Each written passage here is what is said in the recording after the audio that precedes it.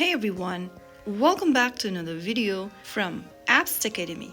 In this tutorial, we are going to be learning how to leave a game in Roblox. While playing a game on Roblox, if you are looking for a way to exit, then all you need to do is to go ahead and tap on the Roblox icon at the top left. You will then see this menu where you need to click on Leave at the top. Click on Leave to confirm, and then you will be redirected to the home page of Roblox, and that means you have successfully left your ongoing game. If you are playing with friends or in a team, they might notice when you leave the game. You can always rejoin the same game by navigating to it again quickly and easily.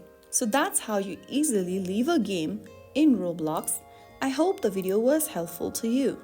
If it was, don't forget to like, share and subscribe for more Roblox tips and tricks.